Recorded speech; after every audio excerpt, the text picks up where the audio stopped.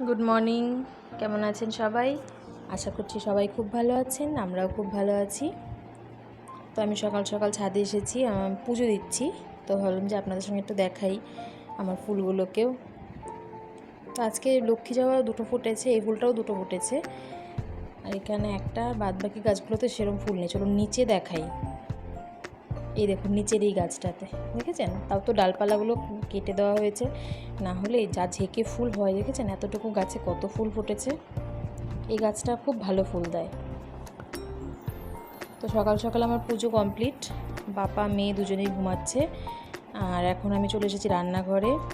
এই যে আমার ডাল সেদ্ধ হয়ে গেছে, তারপর এখানে আলু আর করলা কেটে নিয়ে লবণ মেখে রেখে দিয়েছি, আর রান্না হবে চিকেন। তো এগুলোই করব, যেহেতু মেয়ের স্কুল আছে, তো যতটা সম্ভব তাড়াতাড়ি করারই চেষ্টা করছি। আর করব এখানে মূলো শাক, যেটা আমি একটু বড় বড় করে কেটে জলে ভিজিয়ে রেখেছি। আর এখানে বর ওই ঘুম থেকে উঠে এসে আমাকে একটু হেল্প করছে, আলু পেঁয়াজ রসুন এগুলো একটু ছুলে দিচ্ছে। তো এই যে এখানে আমি ডালটাও সম্বার দিয়ে দিব।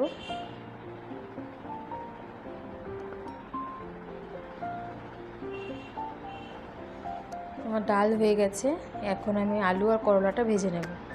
আলু আর করলাতে না যদি কেটে একটু নুন মাখিয়ে রেখে দেওয়া যায়, এটা বেশ একটু মজেও যায়, আর ভাজাটা হয়ও খুব তাড়াতাড়ি। আর তেতো ভাবটা যে আছে উচ্ছের, সেটাও কেটে যায়। তো আমি তো যখনই করি না কেন, ওই আলু আর করলাতে একটু লবণ দিয়ে মেখে রেখে দিই, তারপর দেখি বেশ খানিকটা জল ছেড়ে দেয় করলার থেকে। আর আমার মেয়ে তো আবার করলা একদমই পছন্দ না, তো ওকে আমি বেছে বেছে এখান থেকে ওই আলুর টুকরোগুলো দিয়ে দেবো। ও বারবার এসে ঘুরে ঘুরে যাচ্ছে, কী রান্না করছো, কী রান্না করছো। আমার খুব খিদে পেয়ে গেছে। যখনই ওর পছন্দের কিছু হবে, তখনই যেমন ওর খিদেটা একটু বেশিই পায়। তো এখন এখানে এসে বলছে আমাকে আমাকে কিন্তু একদম করলা দেবে না, আমাকে শুধু আলু দেবে। তো আমিও তাই ভেবে রেখেছি ডাল আলু ভাজা, আর যদি কিছু একটা তাড়াতাড়ি করে দিতে পারি তো ওকে খাইয়ে স্কুলে পাঠিয়ে দেব। আর তারপর আমি বাকি রান্নাটা করব। তো যতটা সম্ভব ও থাকতে থাকতে না রান্নাটা হয়ে গেলে কি হয়, পরেও চলে গেলে অনেকটাই কাজ থাকে, সেই ঘর গোছানো, ঘর টর ঝাড় দেওয়া, অনেকটাই তো এলোমেলো হয়ে থাকে। তো এই জন্য আমি চেষ্টা করি কি ওকে স্কুলে পাঠানোর আগেই যতটা সম্ভব করে ফেলার। তো দেখি আজকে কতটা কি হয়। আর এই যে দেখুন শাকটা, মূলো শাকটা, এখন মূলো শাকগুলো এত কচি, আমি লবণ দিয়ে একটু কচলে রেখে দিয়েছি। আর ওখানে কেটে নিয়েছি বেগুন, আর এখানে আছে আদা। আমার বর আবার এই দেখুন দেখতে চলে এসেছে, দেখেছেন? আমার বর আবার এই বেগুন দিয়ে ওই নিরামিষভাবে যে মূলো শাকটা হয় সেটা খুব পছন্দ করে, আর আমার আবার ভালো লাগে রসুন দিয়ে। তো একদিন যেহেতু আমি রসুন দিয়ে করেছি, তো ভাবলাম যে না আজকে একটু বরের পছন্দে ওই বেগুন দিয়ে করে দিই। তো এখানে তেলে আমি 5 ফোড়ন আর কাঁচা লঙ্কা দিয়ে দিয়েছি, তারপর শাকটা দিয়ে, তারপর বেগুনটা দিয়ে ভাজা ভাজা করছি, তারপর শেষে একটু আদা বাটা দিয়ে নামিয়ে নেব। এটাতে একটু না 2-3টে আতপ চাল যদি একটু বেটে দেওয়া যায় সেটাও খুব ভালো হয়। তো আমি আজকে আর বাটিনি, কেননা 2-3টে চাল বাটা হবেও না মিক্সিতে, আর আমি বাটিও নি। তো এই যে দেখুন শাকটা হয়ে গেছে, খেতেও কিন্তু দুর্দান্ত হয়েছিল। আর মূলো শাক তো আমার অল টাইম ফেভারিট, আমার খুবই ভালো লাগে মূলো শাক খেতে। তো শাকও হয়ে গেছে। আর মেয়েকে স্কুলে দেওয়ার আগে আমি চিকেনটা বানাতে পারিনি, তো মেয়েকে স্কুলে দিয়ে চলে এসেছে ওর পাপা। আর এখন আমি ধীরে সুস্থে চিকেনটা বানাবো। চিকেনটা ম্যারিনেট করে ফ্রিজে ঢুকিয়ে রেখে গেছিলাম, আর এখন এই যে আলুটা ভেজে চিকেনটা বানাবো, আর একদিকে ভাত করে নেব, ব্যাস তাহলে আজকের মতো রান্না কমপ্লিট। তো এই ভাতও আমি বসিয়ে দিয়েছি, আর আলুগুলোকে একটু লাল লাল করে ভেজে নিচ্ছি। আজকে বায়না করছিল, বলছিল মা আজকে স্কুলে যাব না। তো আমি বাড়িতে আর রাখিনি, কেননা এমনিতেই তো স্যাটারডে সানডে ক্লোজ। তো এখন যদি আবার বাড়িতে থাকে, সেই বাড়িতে থেকে কি হয়, কথাও শুনবে না, শুধু বকাবাদ্দি খাবে, মোবাইল দেখতে চায়। আর কিছু টাইম মোবাইল দেখবে, তারপর মোবাইলও দেখবে না, আমার সঙ্গে খেলো, প্রচণ্ড দুষ্টামি করে। তো ওই জন্য আমার মনে হয় কিছুক্ষণ ওই স্কুলে থাকলে ওরও মাইন্ডটা ফ্রেশ হয়, ফ্রেন্ডদের সঙ্গে একটু দেখা হয়। তো ওই জন্য আমি বলছি তুমি স্কুলে চলে যাও, তোমাকে আমি আসলে সারপ্রাইজ দেবো। তো এইভাবেই পটিয়ে পাটিয়ে পাঠানো হয়েছে স্কুলে, যদিও খুব একটা না করে না। ওই রেগুলার স্কুলে যাওয়ার সময় ও কোনো দিনও বলে না যে যাবো না যাবো না, হঠাৎ এক আধ দিন একটু বলে থাকে যে আজকে যাবো না। তো আজকে পাঠিয়েছি, কী আর করবো, যাক স্কুলে যাক।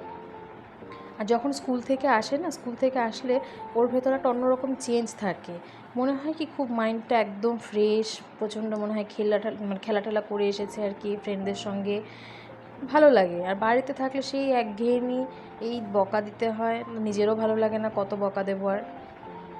তো মাংসটা আমার কষে এসেছে, এটা তো আমি এখন ঝোল দিয়ে দেব। বর দিয়ে এসেছে, আবার ওই যাবে আনতে।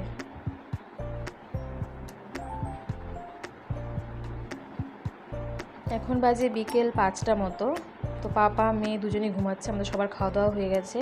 আমি এসেছি এখানে কয়েকটা তালের বড়া করব জন্য। এই যে এখানে তালটা আমি চেলে রেখেছি, দুপুরবেলায় চেলেছি, সেটা আর আমি ক্যামেরা বন্দি করতে পারিনি। আর এখানে সুজি আর চিনি জলে ভিজিয়ে রেখেছিলাম, তো সেটাও অনেকটা ফুলে গেছে। আর এখানে দেবো একটু ময়দা দিয়ে ব্যাটারটা বানিয়ে নিয়েছি। এই দেখুন, ব্যাটারটা খুব একটা শক্ত করে করিনি, একটু নরম করেই করেছি, তাহলে কি হয় বড়াগুলো একটু নরম নরম হয়। আর এগুলো বড়া খেতে আমারও খুব ভালো লাগে, আমার বরেরও খুব ভালো লাগে, আর আমার মেয়েরও খুব পছন্দের। ভাবলাম করে নিই। আর ব্যাটারটা মানে খুবই নরম করে করেছিলাম, তো আমার মাও আমাকে বারবার করে বলে দিচ্ছিলো যে একটু নরম করে করিস, তাহলে ওই বড়াগুলো একটু বেশ নরম তুলতুলে হবে।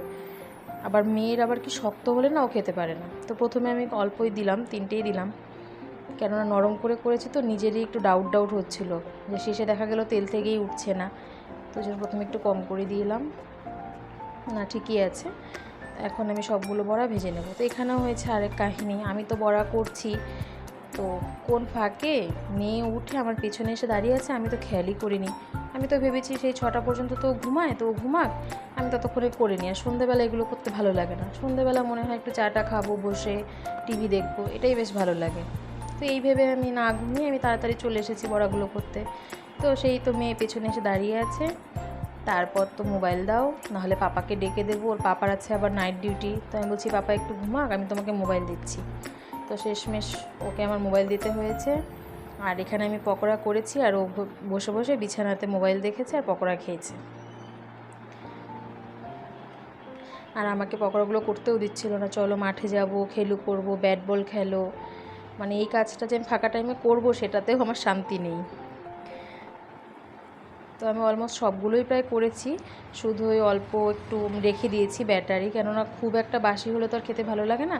আর বড়াটাও যেহেতু অনেকটা হয়ে গেছিলো, তো ভাবলাম যে একটু ব্যাটারি আমি ফ্রিজে রেখে দিই, এই বড়াগুলো শেষ হয়ে গেলে ওগুলো বানিয়ে খাওয়া যাবে। তো ইচ্ছা আছে ওই ব্যাটারটা দিয়ে একটু ওই মালপোয়া বা অন্য কিছু বানানোর। তো যদি বানাই সেটা অবশ্যই আপনাদের সঙ্গে আমি শেয়ার করব।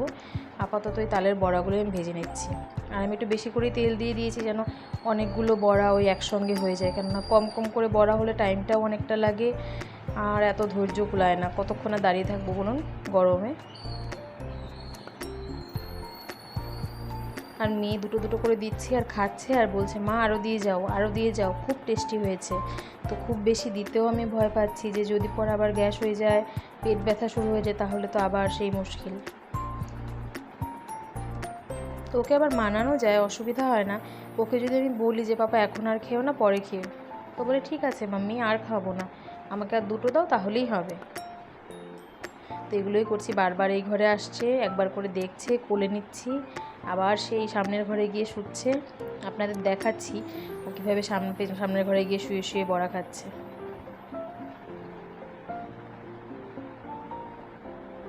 আগে বড়া করলে না 4টে-5টে করে মুখ বের হয়ে যেত, জানি না কেন, কিন্তু এখন আবার সেই জিনিসটা হয় না। এখন বড়াগুলো বেশ রাউন্ডই হয়, খুব একটা ওই মুখ বের হয় না দেখছি। আসলে আগে তো এতটা অভিজ্ঞতাও ছিল না, আর এখন করতে করতে একটু একটু হলেও অভিজ্ঞতা এসেছে আর কি। তো ঠিক আছে, চলুন আজকের ভিডিওটা আমি এখানে শেষ করছি। দেখা হচ্ছে খুব শীঘ্রই পরের একটি ভিডিওতে। সবাই ভালো থাকবেন, সুস্থ থাকবেন।